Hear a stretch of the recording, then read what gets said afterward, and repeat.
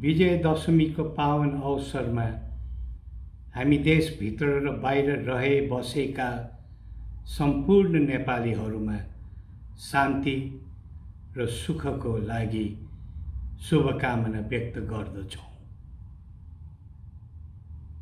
हाम्रो समाज सनातनिक आदर्श र पुर्ख्यौली पौरखबाट पृथक छैन, तर हाम्रो राजनीति र राजकाजी चालचलन त्यस अनुरूप हुनु सकेनन्।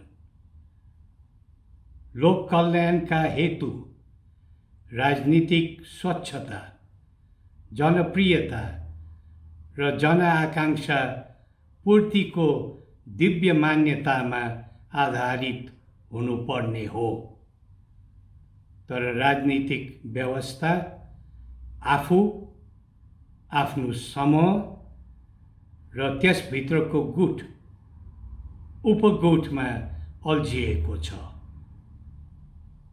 कोरोनाको महामारी, अनेक प्राकृतिक विपत्ति, बेरोजगारी, महँगी र अस्थिरताको भुमरीमा फसेका आम नेपालीले सत्य सेवा तथा लोकहितको अनुभूति गर्न पाइरहेका छन् त?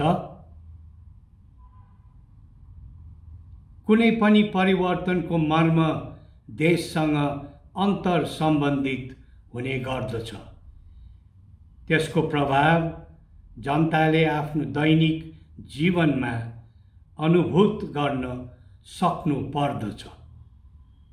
दुर्भाग्यवश शिक्षा तथा स्वास्थ्यको व्यापारीकरण, विकास निर्माणका कामको भ्रष्टीकरण, प्रशासनिक र राजनीतिक पेसाले सीमित व्यक्तिलाई फाइदा पुर्याउने र न्यायिक क्षेत्रमा उत्पन्न विचलनले सबैतिर निराशाको बादल छाएको छ। त्यसैगरी सार्वभौमिकता,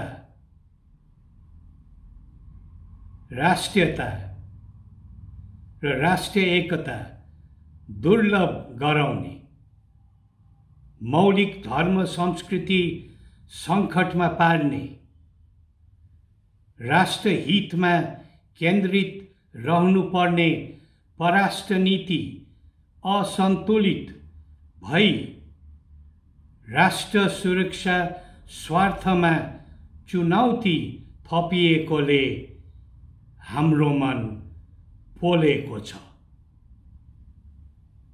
हरेक नेपालीलाई आफ्नो स्वतन्त्र विचार र आस्थाको अधिकार छ, हुन्छ र रहन्छ। राज संस्था वैचारिक आस्थाका आधारमा विभेद गर्दैन। त्यो हाम्रो मान्यता पनि होइन, न त परम्परा। शाहवंशीय राज पद्धतिको इतिहासले स्पष्ट गरेको छ, राष्ट्रिय आवश्यकता र जनचाहनाको परिधि बाहिर कुनै पनि समस्याको समाधान खोजेको छैन, खोज्दैन पनि। देशभक्ति र राष्ट्रप्रतिको भावना मानिसमा दभित भए पनि नामेट हुनु सक्दैन। योग्य समयमा समुचित तरिकाबाट त्यो प्रस्फुटित हुने गर्दछ।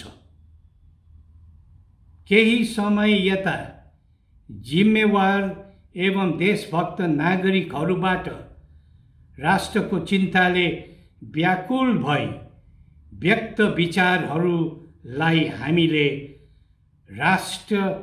राष्ट्रिय अनुराग र निष्ठा मात्र प्रकट गरेको नभई आम नेपालीमा राष्ट्रवादी चेतको सञ्चार समेत गराएको रूपमा बुझेका छौँ। देशको तत्कालीन परिस्थितिले हामीलाई बेग्लै जिम्मेवारी ग्रहण गर्न बाध्य तुल्याए पनि प्रजातन्त्र बिनाको राज संस्था र राज संस्था बिनाको प्रजातन्त्र हाम्रो जस्तो मुलुकमा सान्दर्भिक हुनु सक्दैन भन्ने आबोध हामीले गरेका छौँ। प्रजातान्त्रिक, प्रगतिशील या अन्य जुनसुकै विचारप्रति आस्थावान भए पनि राष्ट्रप्रतिको श्रद्धाले सबै नेपालीलाई एउटै मालामा उन्ने विश्वास हामीले लिएका छौँ। अतीतका गौरवपूर्ण विधि व्यवस्थालाई सम्झेर विद्यमानका नमिल्दो स्थितिलाई सुधार्ने सकारात्मक र देश सुहाउँदो राजनीति, राज्य व्यवस्थाका सबै क्रियाशील शक्तिहरूबाट सही सोच राख्नु देश र जनताको हितमा उपयुक्त अनुभूति हो भन्ने हाम्रो धारणा छ। देशभन्दा माथि हामी कोही पनि छैनौँ। श्री नवदुर्गा भवानीले सबै नेपालीमा राष्ट्रिय कर्तव्य निर्वाह गर्न सामर्थ्य प्रदान गरून्, यही हाम्रो कामना छ। जय नेपाल।